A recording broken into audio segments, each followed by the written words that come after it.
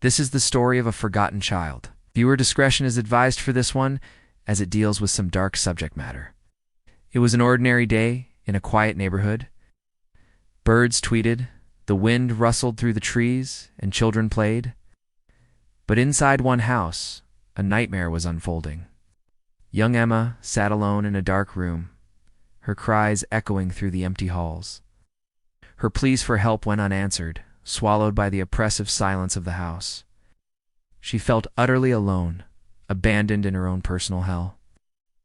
Emma's story began like any other child's, full of innocence and joy. Born to loving parents, she grew up in a warm and nurturing environment. Her laughter was a frequent guest in their home, her presence a constant source of happiness for her parents. But as they say, all good things must come to an end. Her mother, consumed by her own personal problems, started to neglect Emma. The warmth in her eyes turned to indifference.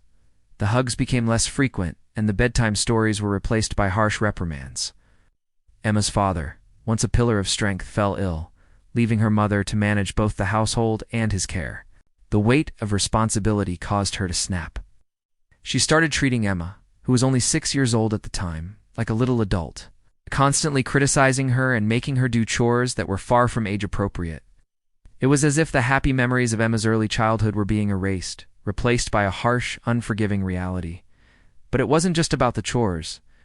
Her mother started locking her in a room for extended periods, sometimes not even providing her with food or water. "Clean your room, Emma, and don't come out until it's done," her mother would say, leaving Emma to the dusty sunlight filtering through the window. Those four walls became Emma's world, her only companion, a small stuffed animal named Charlie that had seen better days. She drew pictures on the walls with crayons, each drawing a silent scream of her longing for freedom and love. Meanwhile, outside those four walls, her mother's attitude towards her was a complete 180. When anyone else was around, her mother would shower Emma with fake smiles and gentle words, all to hide the cracks in their seemingly perfect family. It was as if Emma was a secret her mother desperately tried to keep hidden from the world. Days turned into weeks and weeks into months. Emma's room became her prison, her mother, her jailer. Like a fragile butterfly fluttered in Emma's chest, trying to stay alive in the face of adversity. But as time passed, the butterfly's wings grew weary, and with each passing day, hope seemed to dwindle a bit more. Then came the day when Emma was 9 years old. Her mother, with a newfound determination, decided that she could no longer keep up the pretense. She wanted to get rid of Emma once and for all, but couldn't think of a way to do so without raising suspicion. That's when the plan was hatched. A plan as cold and calculated as a winter's day. She took Emma to the bathroom, turned on the water to drown out any cries, and started cutting off all of Emma's hair. She then dressed Emma in dirty, torn clothes and put her in the bathtub, covering her with dirty dishes. "Get out," she told Emma, her voice devoid of emotion. "You're not my daughter anymore." With that, she left Emma to her fate, a forgotten child in a forgotten corner. Time stood still in that bathroom as Emma huddled in the corner, the dirty dishes digging into her skin. Her mind raced, trying to make sense of the sudden outburst. Tears streamed down her face, leaving clean streaks on her dirt-smudged cheeks. She was scared, confused, and most of all, abandoned. Days turned into nights and nights into days. Emma survived on stale bread and water from the tap, the discarded food from the bins her only company. The walls of the bathroom became her world, the chipped tiles and worn-out towels her only solace. She slept on the cold floor, wrapped in a thin blanket, dreaming of a life that seemed like a distant memory. Meanwhile, her mother went about her daily life, pretending that Emma didn't exist. She worked, socialized, and laughed, all while a part of her knew that she had left her daughter to die. Guilt gnawed at her, but she buried it deep under layers of denial and forced cheerfulness. One evening, however, the facade crumbled. As her mother stepped into the bathroom, she was met with a sight that stopped her in her tracks. Emma, weak and emaciated, had somehow managed to get out of the bathroom and was standing in the middle of the living room. Her eyes, hollowed by hunger, stared back at her, accusingly. Her mother's heart skipped a beat. Oh. In that moment, she saw not just the dirt and the grime, but the child she had forgotten. But instead of showing remorse, her mother's first reaction was panic. What would people say? What would they think? These thoughts echoed in her mind as she considered what to do next. But before she could come up with a solution, Emma collapsed right in front of her. The sight of her daughter lying lifeless on the floor jolted her out of her panicked thoughts. She rushed to Emma's side, her hands shaking as she tried to feel for a pulse. Adrenaline surged through her veins as she realized the gravity of the situation. Her child was dying, and it was all because of her.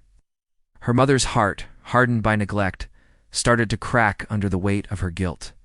With trembling hands, she lifted Emma and carried her to the hospital.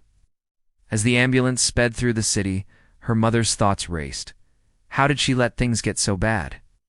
Why did she treat Emma like this? Questions that had no answers tormented her. At the hospital, Emma was admitted immediately. Doctors and nurses swarmed her, their voices echoing in her ears. She could hear them talking about dehydration, malnutrition, and neglect, but their words were muffled, distant. All she could focus on was the pain in her stomach, the thirst in her throat, and the fear in her heart. Days turned into weeks as Emma fought for her life. Her mother stayed by her bedside, holding her hand, whispering apologies. But Emma didn't stir. The doctors told her mother to prepare for the worst. Emma's body, starved for so long, had shut down.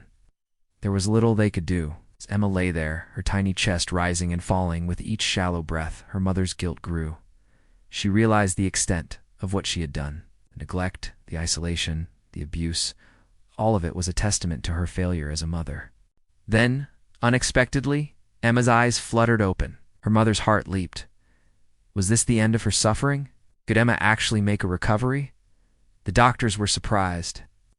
Emma's body was showing signs of improvement, but they warned her mother that it would be a long road to recovery, and indeed it was. Months went by as Emma slowly regained her strength. The road to recovery was filled with setbacks and challenges, but her mother was by her side every step of the way. She helped Emma with physical therapy, occupational therapy, and speech therapy. She read to her, sang to her, and told her stories. She was determined to make it up to her in any way she could. Emma, too, showed remarkable strength and resilience. Slowly but surely, she regained her ability to speak, to walk, and to laugh. It was a long, arduous process, but the love and care from her mother helped immensely. However, the ordeal left deep emotional scars. Emma had suffered from severe neglect, and her psychological well-being was significantly impacted. She needed counseling to help her cope with the trauma and to learn how to trust again. Her mother, too, needed help.